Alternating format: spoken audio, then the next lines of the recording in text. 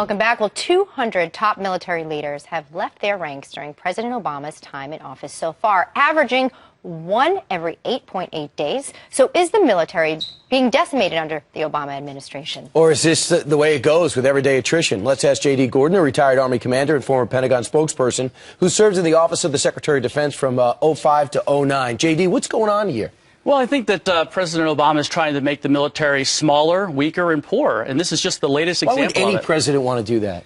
Well, I think President Obama has this ideology where he thinks that if our military is weak, people won't attack us. I think that's completely wrong. I think that if we're weak, people will attack us. So I think it's part of a flawed ideology.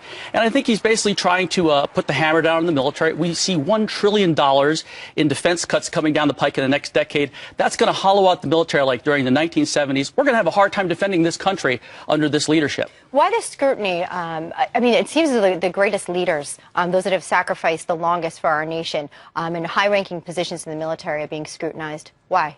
I think a lot of it's political. I think President Obama wants to send a message to the military that he's the boss and he's going to do whatever he wants with the military. In this case, we're seeing these massive cuts, like I said, with this $1 trillion in defense budgets. So if there's any hint of anything that may be wrong or any sign of controversy, he'll just say goodbye, get rid of them. So I think that's dangerous for the country. Well, we have 200 since he's taken off. Do you know roughly what under President Bush, under more strain and stress over 2 wars in 10 years, that he was experiencing? Oh, it was certainly a lot less than this. You know, I got to tell you that in World War II and in the Civil War, a lot of senior officers were relieved, but that was because of lack of success. Ineffectiveness on the battlefield. We don't really have the same metrics to measure that on the battlefield today. So a lot of guys, what they do is a lot of it's political, and a lot of it is it's easy to get in trouble today. There's a lot of scrutiny on admirals and generals, captains, commanders. There's hotline calls everywhere, and the troops used to have a healthy respect for the chain of command as far as giving them their space.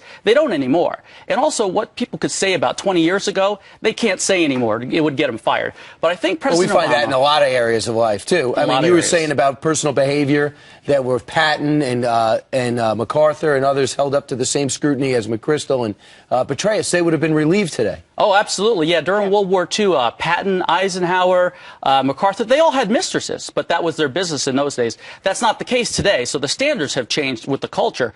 But the thing I got to mention that I'm really upset about President Obama with is he spends all this time going after these top military officers. 200 have been fired during his term, one every 8.8 days.